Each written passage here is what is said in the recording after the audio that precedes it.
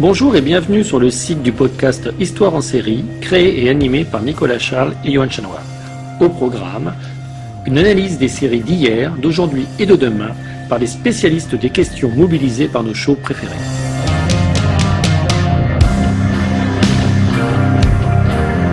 Histoire en série, c'est le podcast qui met en relation histoire, sciences humaines et séries.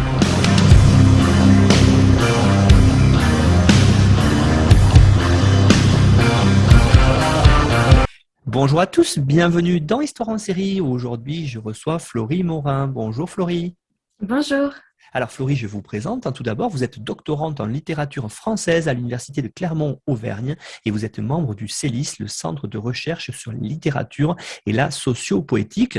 Votre thèse est intitulée « Itinéraire des figures féminines de la fantaisie jeunesse chez Pierre Bottero, fées, sorcières, chasseresses », une thèse que vous préparez sous la direction de Françoise Laurent et Nelly Chabrol-Gagne. Donc, on l'a compris, vos sujets de recherche sont la fantaisie jeunesse, ces espaces, son bestiaire, ses héroïnes, que ce soit des magiciennes et des guerrières notamment. Vous travaillez aussi, on va le voir dans cette émission, justement sur les contes et plus particulièrement la représentation des personnages féminins dans ces genres-là. Alors, vous êtes la co-organisatrice d'un colloque qui a eu lieu au début du mois d'avril 2022 à Clermont-Ferrand, un colloque sur les femmes sauvages et les Amazones, un colloque très intéressant là aussi. Je pense que vous pourrez aller sur le site de l'Université de Clermont pour avoir plus de renseignements dessus. Aujourd'hui, avec vous, Florie Morin, on va parler d'une de vos spécialités, on l'a dit, les contes, le rapport avec aussi la fantaisie. Et de ces contes, il y a une série qui a eu lieu entre 2011 et 2018, c'est Once Upon a Time. Alors, cette série-là, peut-être commencer, s'il vous plaît, par nous la présenter et nous en faire rapidement le pitch. Oui, bien sûr. Alors, c'est une série états-unienne qui est produite par les studios ABC. Elle compte 7 saisons et elle s'inscrit, comme on a pu le dire, dans le genre de la fantasy. Elle s'inspire grandement, comme son nom l'indique, des contes traditionnels et surtout de leurs adaptations, notamment par les studios Disney. Alors, de quoi ça parle, de quoi il s'agit dans cette série? Eh bien, je vais laisser le narrateur vous le dire, puisqu'il intervient au début des premiers épisodes et résume l'histoire. Il existe une ville dans le Maine Je voudrais une chambre. Bienvenue à Storybrooke. où tous les personnages de contes que vous connaissez sont piégés entre deux mondes. Une méchante reine a expédié ici les personnages de contes. Ils ont oublié qui ils étaient. Victimes d'une puissante malédiction. Tout ce que vous aimez, absolument tout ce que vous aimez, vous tous ici, vous sera enlevé. Une seule personne connaît la vérité et une seule personne pourra rompre la malédiction. C'est ton destin, c'est toi qui dois rétablir les fées heureuses. Je vous souhaite un bon séjour. Comme on a pu le voir, l'histoire se déroule de nos jours dans une petite ville du Maine nommée Storybrooke, où vivent de célèbres personnages fictionnels. Alors on a Blanche-Neige, le petit chaperon rouge, La Belle et la Bête, Jiminy Cricket et d'autres encore. Toutefois, tous ces personnages ont subi une malédiction qui est appelée le sort noir, lancée par la méchante reine de Blanche-Neige. Donc la méchante reine, la marâtre en fait, miroir, qui est la plus belle, et ont oublié leur véritable identité. À l'origine, ces personnages n'appartiennent pas à notre monde, ils ne sont pas nés dans le Maine, mais ils appartiennent à la forêt enchantée. Et c'est le sort noir qui les a non seulement emmenés aux États-Unis, mais qui leur a également fait oublier qui ils sont.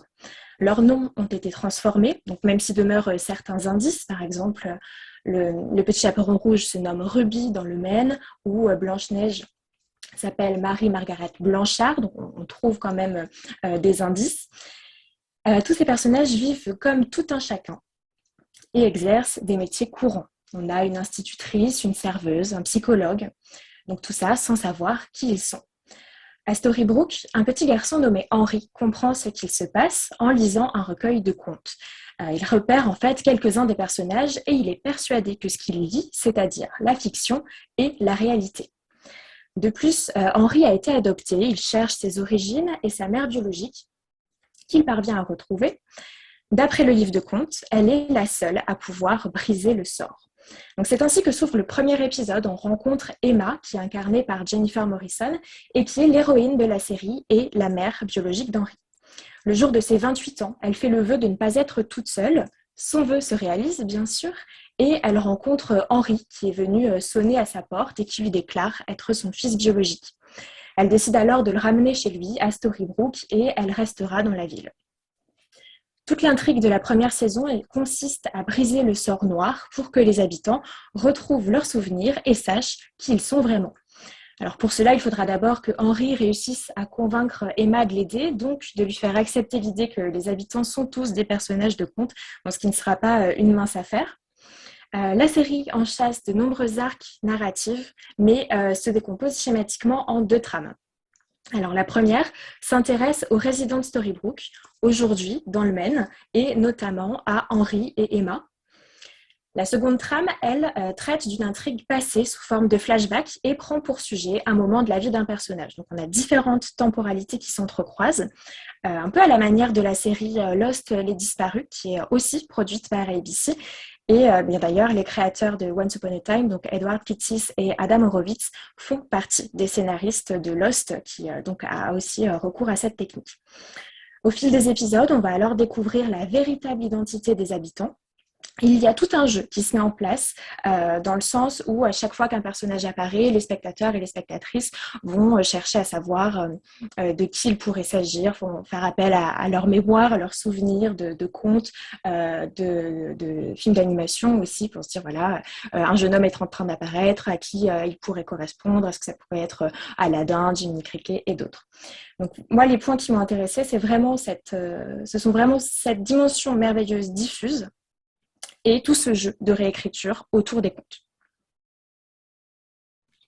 Florie Morin, cette série Once Upon a Time, c'est vraiment une série qui s'inspire, vous l'avez dit en introduction, de nombreux contes. On va en parler parce que il y a différentes sources et il y a eu un certain syncrétisme aussi autour de ces sources-là.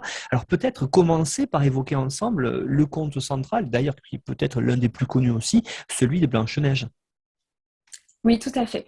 Alors la série s'ouvre sur le prince charmant dans l'épisode pilote, le prince charmant qui galope sur son destrier pour aller réveiller d'un baiser Blanche-Neige, alors endormie dans un cercueil de verre entouré de 7 nains. Bon, c'est une image qu'on peut avoir à l'esprit quand on pense à ce conte. Blanche-Neige sert vraiment de pôle dans le sens où c'est autour de ce conte que s'organise l'intrigue principale. Alors celle qui concerne Regina, la méchante reine, qui jette le sort noir, qui est à l'origine de la création de Storybrooke. Elle le fait pour nuire à sa belle-fille, pour nuire à Blanche-Neige. Ajoutons aussi que l'héroïne, donc Emma, est la fille de Blanche-Neige.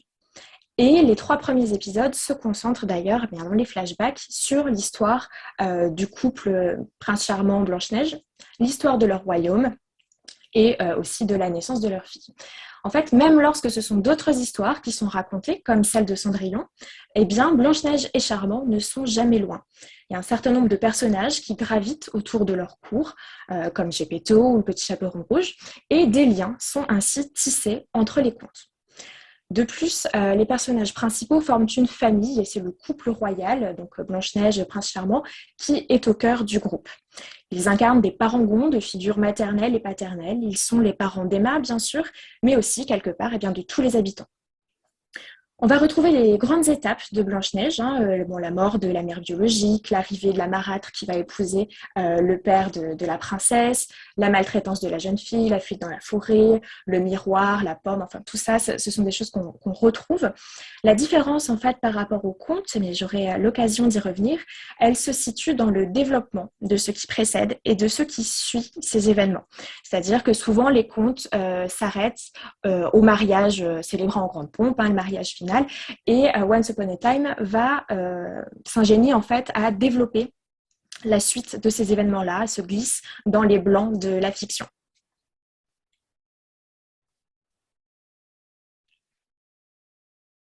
Développer peut-être un peu plus cette idée que l'on retrouve là-dedans, ce qu'on voit, ce merveilleux diffus, c'est-à-dire vraiment quelles sont les histoires que l'on a. Vous avez commencé à évoquer certains personnages depuis l'introduction, mais quels sont les contes, qu'est-ce qu'on retrouve dedans comme mythes médiévaux, de la littérature médiévale aussi. Voilà, c'est une sorte, vous avez en préparant cette émission parlé de chaudron, effectivement, l'image je trouve est excellente parce que les showrunners de la série ont là-dessus mélangé beaucoup d'influences et on fait un certain syncrétisme. Oui, tout à fait. Alors, il y a beaucoup de sources qui sont convoquées. Là, j'ai parlé de Blanche-Neige, donc on est du côté des Grimm, c'est le conte qui sert de pièce maîtresse, mais il y a aussi de nombreux autres personnages d'autres contes, ceux de Perrault, ceux d'Andersen. On peut penser aussi à Madame le Prince de Beaumont, donc on a des contes comme La Petite Sirène, La Reine des Neiges, La Belle et la Bête. Toutefois, ce qu'il faut bien préciser, c'est que Once Upon a Time s'appuie surtout sur les films d'animation qui découlent de ces contes. Et en fait, ils adaptent l'adaptation, en quelque sorte. Les créateurs s'inspirent également de manière plus générale de la littérature merveilleuse. Donc, pas seulement des contes, aussi des romans. Je pense à Peter Pan, Alice au Pays des Merveilles, Le Magicien d'Oz. Ils s'inspirent aussi de genres qui entretiennent des liens avec cette littérature, avec le merveilleux. Ça peut être des romans fantastiques, on trouve des personnages de Frankenstein, de Dr. Jekyll et Mr. Hyde. Et on trouve, vous l'avez mentionné, des personnages de la littérature médiévale comme Beowulf ou des protagonistes de récits arthuriens. Alors c'est Arthur, Perceval, Merlin, Lancelot, etc. Et enfin, oui, ce sont des mythes qui sont convoqués, des mythes d'inspiration très diverses, à la fois gréco-romains, mais aussi parfois nordiques ou orientaux.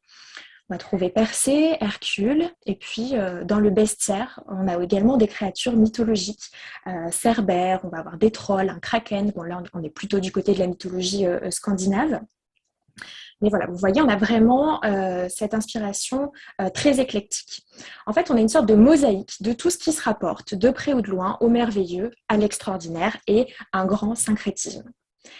Plus la série avance, plus on a de personnages. Et pour la renouveler, il y a aussi cette nécessité d'aller puiser dans des sources autres que les contes.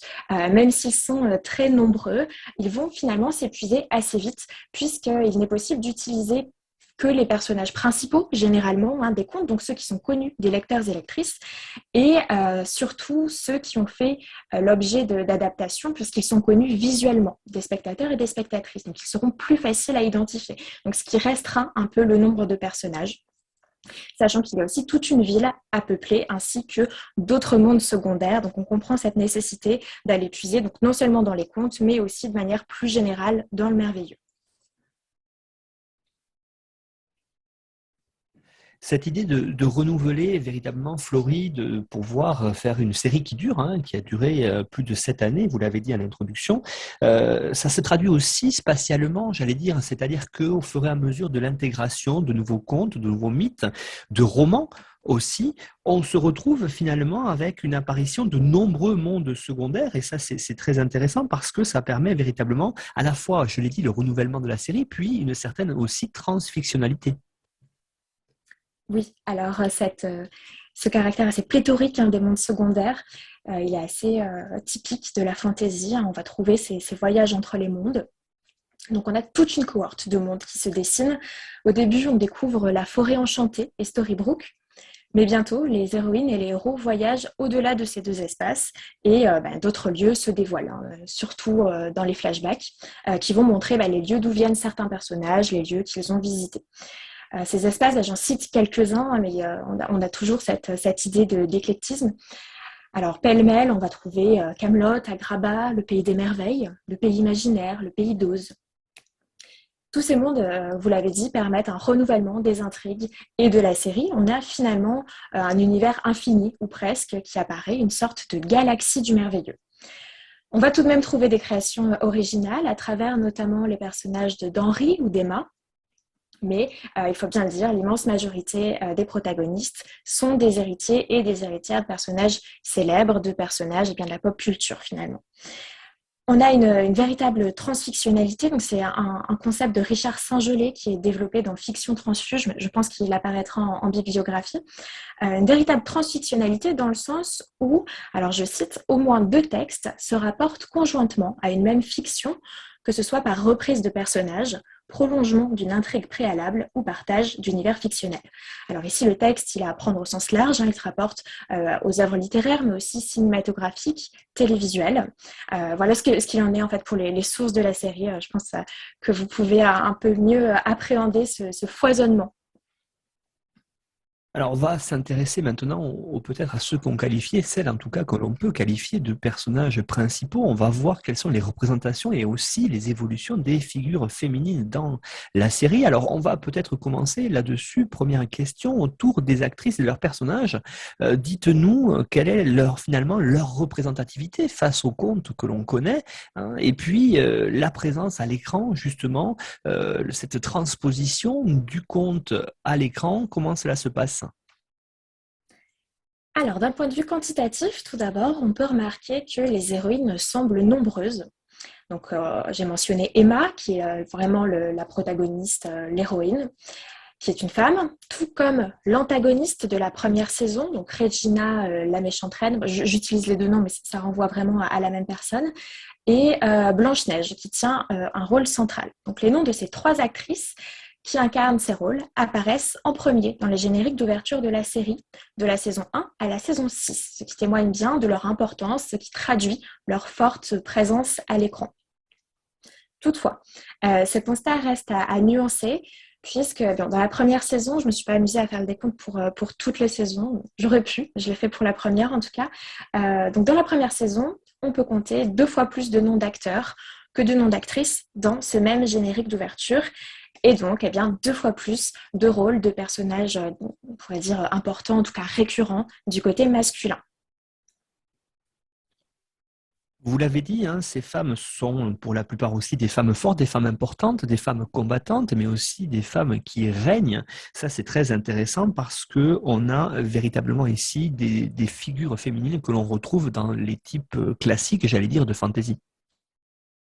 Oui, alors ce qui frappe déjà en premier lieu, là où je voulais arriver, c'est l'apparence physique de ces femmes, hein. Toutes sont merveilleusement belles, il faut le dire, qu'il s'agisse des princesses, mais aussi des autres protagonistes.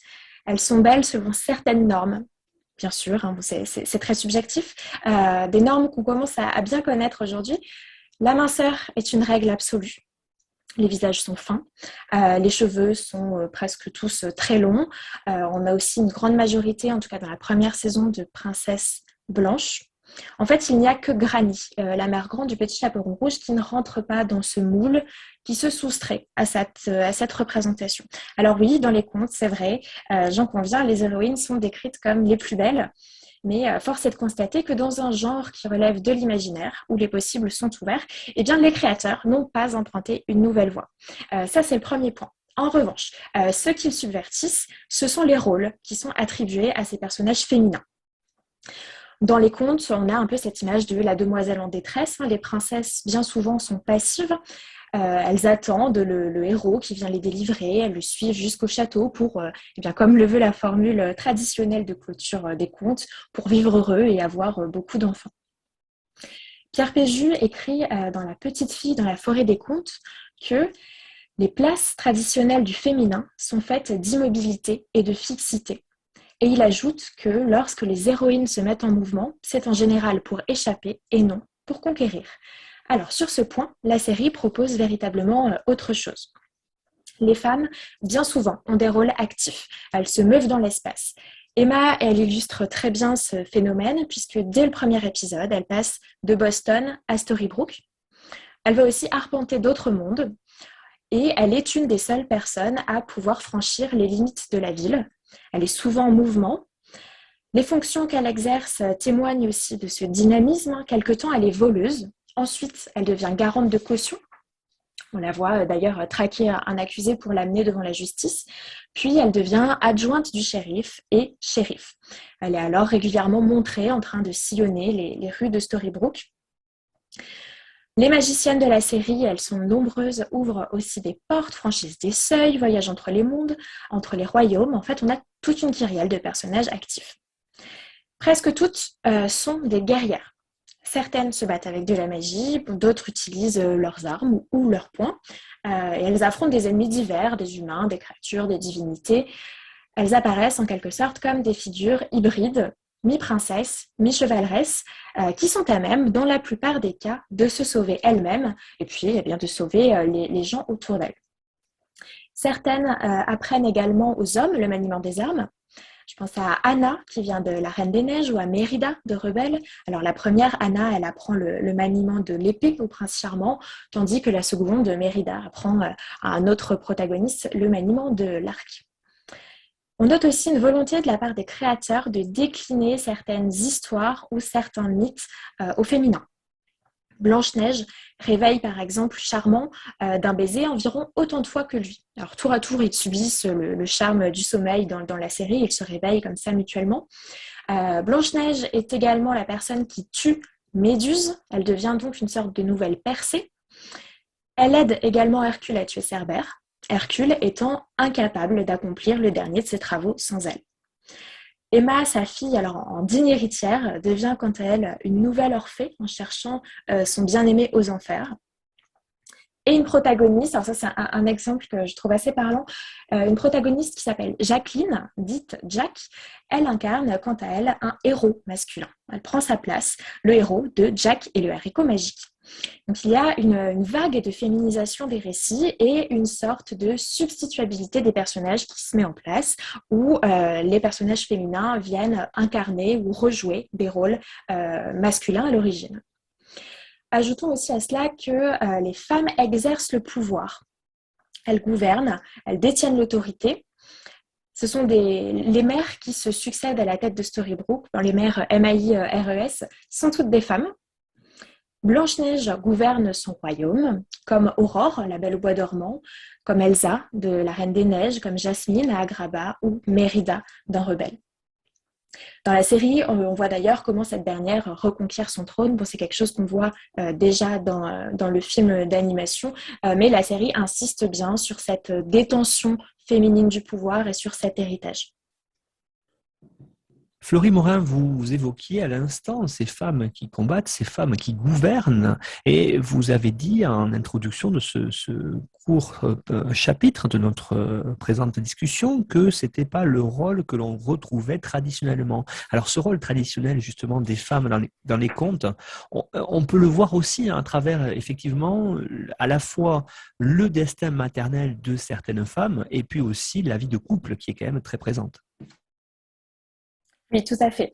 En fait, l'indépendance qu'on voit au niveau des rôles féminins, c'est-à-dire gouverner, combattre, etc., il ne s'accompagne pas dans la série d'une indépendance affective. Presque toutes les héroïnes sont en couple, généralement dans des couples hétérosexuels, mais on compte à partir de la 3e saison, 2013-2014 environ, quelques personnages lesbiens. Donc, moi, de mémoire, j'ai pensé à 5 personnages, mais il y en a peut-être davantage. Aucun personnage homosexuel masculin en revanche. Presque toutes les héroïnes sont en couple. Par ailleurs, le célibat est généralement perçu comme problématique. La fée Clochette dit par exemple à Regina « Ce qui peut te sauver, c'est l'amour ». Les relations amoureuses sont d'ailleurs au cœur de la série et de nombreuses quêtes consistent à aider les couples à se retrouver, aider les familles à se reconstituer. Ce qui se dégage de la série, c'est une vision de l'amour assez conventionnelle, très fleur bleue. On va trouver alors une héroïne qui aime un héros avec tout ce qui relève du topos, du coup de foudre, de l'inamoramento, force déclaration, beaucoup de romantisme. Alors, on a souvent le fait que l'un veuille sauver l'autre et se sacrifier pour lui, que le destin les empêche parfois d'être ensemble, mais finit toujours par les réunir. Puis ils s'unissent et ils sont nombreux à avoir des enfants. Alors l'archétype même de ce type de couple s'incarne en Blanche-Neige et Charmant, qui ne cessent de se prouver leur amour ad nauseam au fil de la série. Quelques voix font toutefois contrepoint à ce modèle, comme celle d'Emma, qui tient beaucoup à sa liberté, qui éprouve des difficultés à s'attacher, à faire part de ses sentiments, et elle se détache ainsi de certaines normes genrées. Alors, en ce qui concerne ce personnage, je voudrais renvoyer à l'article écrit par Stella Louis qui montre comment la blonde Emma déjoue les attentes et Stella Louis traite aussi de son indépendance.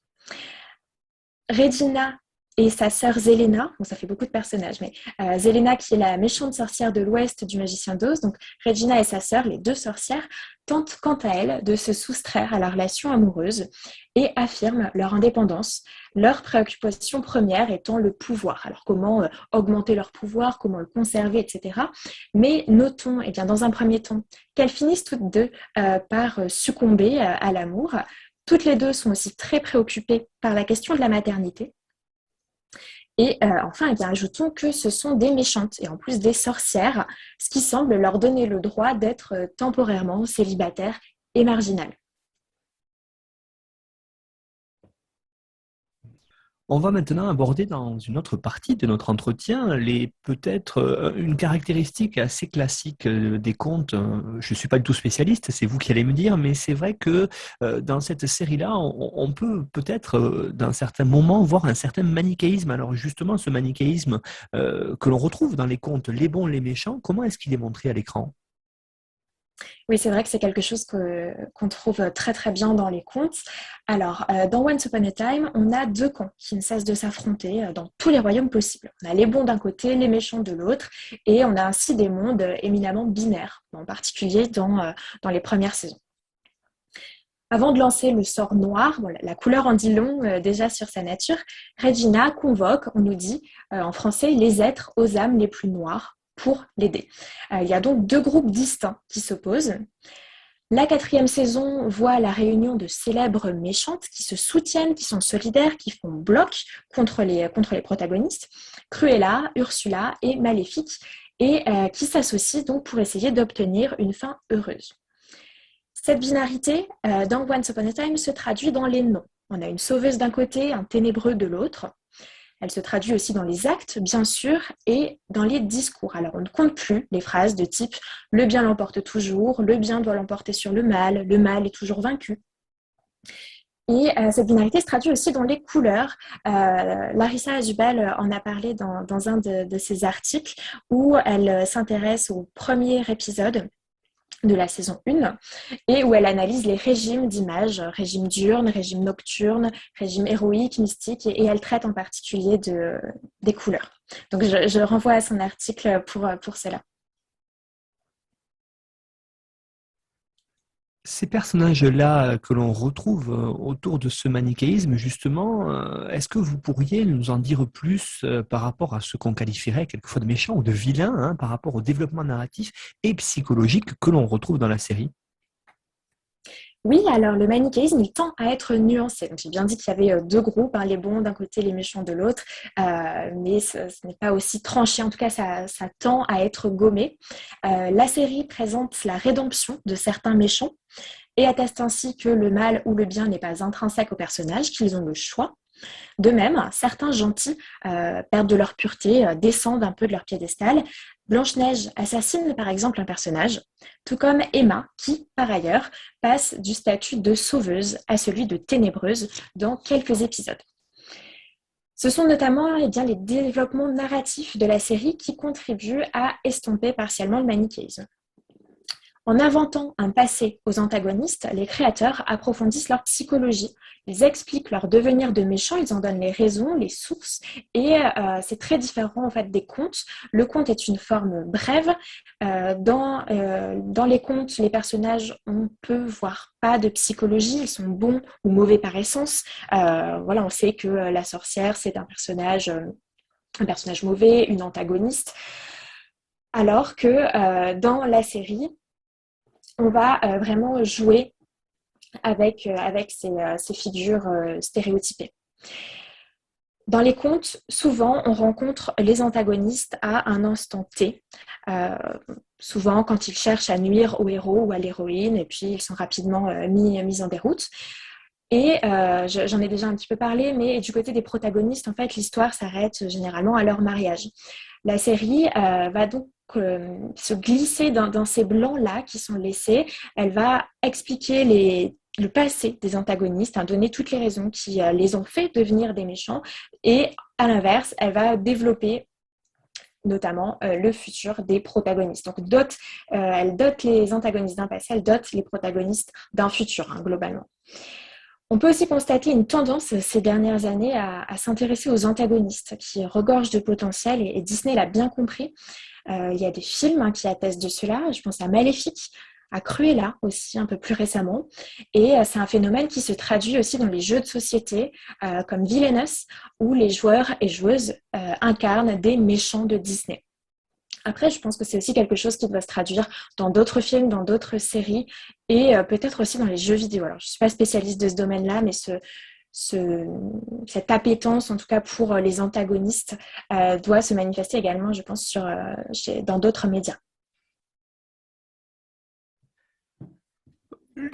Tout n'est pas aussi tranché, hein, tout n'est pas aussi blanc, tout n'est pas aussi noir. Hein. Ce manichéisme n'est pas dans tous les personnages. Il y a plusieurs cas dans la série où on voit des personnages qui sont peut-être un peu plus gris, si on pourrait dire. Alors, vous avez évoqué notamment Regina. Est-ce que vous pourriez nous en dire plus dessus parce que quelque part, hein, il y a un côté aussi en elle qui est parfois bon, parfois plus mauvais. Oui, alors il y a deux personnages sur lesquels je voulais insister. Il y a Regina d'un côté et Rumpelstiltskin. Alors pour la première, on a un grand développement de sa psychologie, de son passé, à travers de nombreux flashbacks qui visent à susciter l'empathie des spectateurs et des spectatrices, qui visent à l'humaniser et à lui faire perdre de sa noirceur. Donc c'est elle qui dit « on ne naît pas mauvais, on le devient ». Mais c'est aussi un personnage, Regina, qui évolue et qui, au fil des saisons, combat dans les deux camps. Dans un épisode qui est intitulé en français Dr. Jekyll et Mr. Hyde, on voit bien ses dilemmes intérieurs, ses penchants, son côté Jekyll, son côté Hyde. En ce qui concerne Rumpelstiltskin, alors c'est subjectif, mais je pense qu'il s'agit du personnage le plus intéressant de la série, en tout cas le plus complexe, dont il est très difficile d'anticiper les réactions et de vraiment le comprendre. Commençons par dire que Rumpelstiltskin incarne plusieurs personnages. Donc Rumpelstiltskin, c'est le nain tracassin du conte des frères Grimm. Donc c'est un rôle qu'il incarne dans la forêt enchantée, mais dans le Maine, à Storybrooke, il est aussi Monsieur Gold, qui est un antiquaire, un collectionneur et un riche propriétaire qui détient en fait la majeure partie de la ville. On a une filiation qui est tissée dans le sens où le nain tracassin, dans le conte des frères Grimm, est un personnage qui peut transformer la paille en or. Et c'est vraiment quelque chose qui va se lire dans le nom Monsieur Gold de notre monde. Donc, Monsieur Gold, le nain tracassin Rumpelstiltskin, mais il est aussi la bête de La Belle et la Bête, le crocodile de Peter Pan, donc l'ennemi du capitaine Crochet, et aussi le ténébreux. Tous ces rôles coexistent en une seule et même personne, ils sont reliés entre eux, et on a l'impression d'un protagoniste qui a eu plusieurs vies. C'est vraiment un personnage très ambigu. Son lien à Belle le pousse à accomplir ce qu'on pourrait qualifier de bonnes actions, tandis que sa part d'ombre est toujours présente, toujours latente. On a vraiment une sorte de psychologie des profondeurs qui se met en place avec ce personnage. On retrouve un peu le même phénomène qu'avec Regina, qui avait son côté Jekyll et son côté Hyde, son côté Regina, son côté méchante reine. On retrouve ce phénomène, mais en plus amplifié encore. C'est un personnage qui a de multiples personnalités, qui frise la folie à certains moments, et qu'on pourrait qualifier de personnage gris. Ce n'est même pas qu'il est ni blanc ni noir, il est les deux à la fois, bon et mauvais, pour reprendre des termes très binaires, très manichéens. On en arrive à la dernière partie de notre entretien, Florie, une partie que vous avez intitulée « Les pouvoirs du livre et de la fiction ». Alors, j'aimerais tout d'abord vous poser une question, finalement, Once Upon a Time, à travers toutes les intrigues que l'on retrouve, toutes les influences que cette série mêle, finalement, est-ce que ce n'est pas, on pourrait le dire ainsi, un livre dans le livre ? Oui, et c'est d'autant plus le cas qu'on a vraiment de façon très manifeste un objet-livre qui est précisément intitulé Once Upon a Time et qui apparaît dans la série. Alors, si les méchants ils ont soif de vengeance, pour la plupart, c'est parce qu'ils sont condamnés à être malheureux, parce qu'ils n'ont pas le droit à une fin heureuse. Pourquoi ? En raison précisément de ce livre qui est perçu comme responsable de leur triste destin.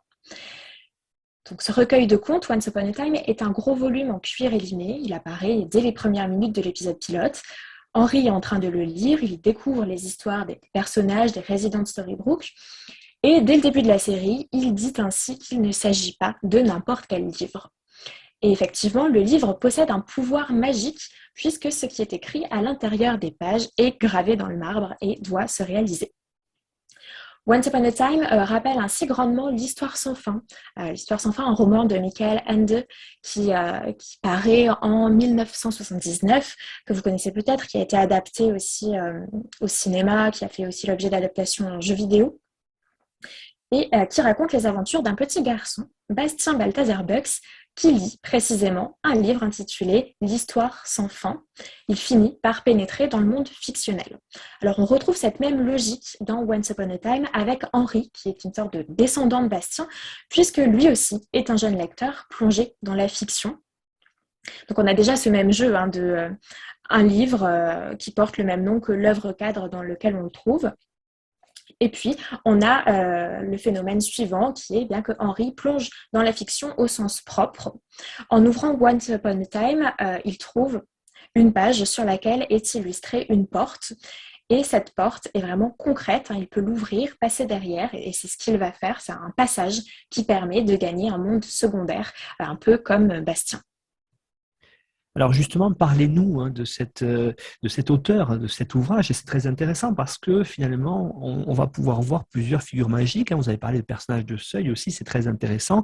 En se disant justement, là, vous avez parlé d'Henri, qui lit l'ouvrage et qui aussi l'élu. Il y a aussi Isaac, qui est très intéressant parce que justement, lui est à l'origine des nouveaux contes. C'est cela. Alors, on a deux personnages d'auteurs. En fait, quand Henri franchit la frontière du livre et pénètre dans un autre monde, il arrive dans une sorte de réalité alternative. Parce qu'un des personnages, Isaac, qui est un auteur, s'est servi d'une plume magique pour modifier le texte des contes et inverser les situations. Alors, dans quelques épisodes, on va ainsi trouver Blanche-Neige, qui sera tout de noir vêtue dans un palais glacial, donc qui incarne le rôle de la méchante reine, et qui chasse la méchante reine déguisée en Blanche-Neige qui se cache dans la forêt. Donc on a tout ce jeu d'inversion. Le ténébreux, lui, est devenu le lumineux.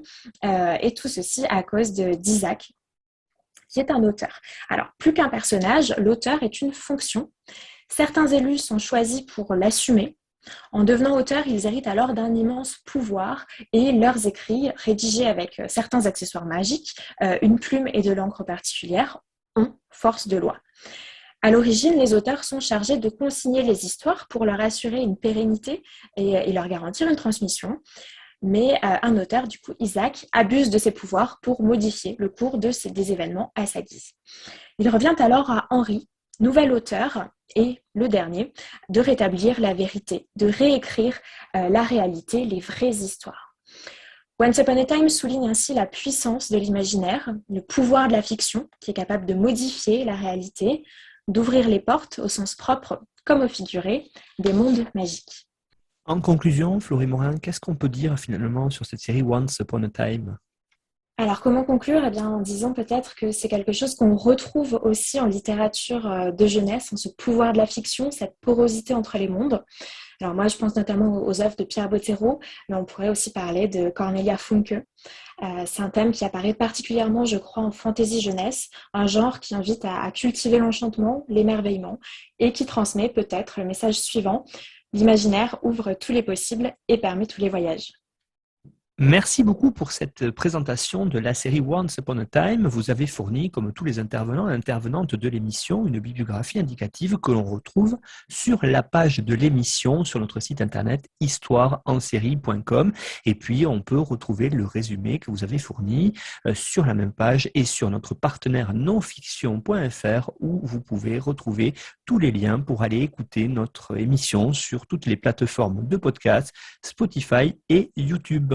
N'hésitez pas aussi à suivre notre actualité sur les réseaux sociaux, Twitter et le groupe Facebook Histoire en série. Merci beaucoup Florie pour cette émission et à bientôt j'espère. Merci.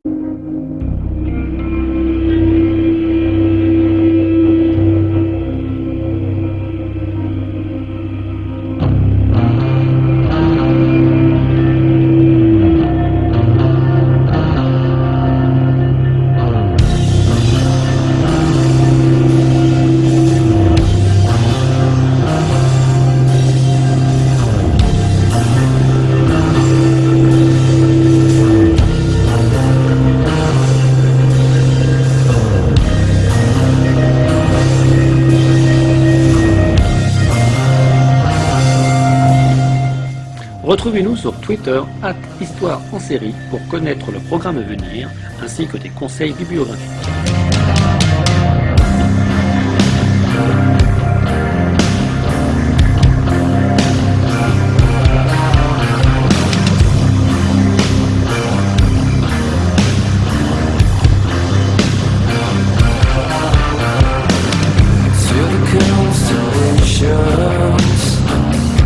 love latches to clean.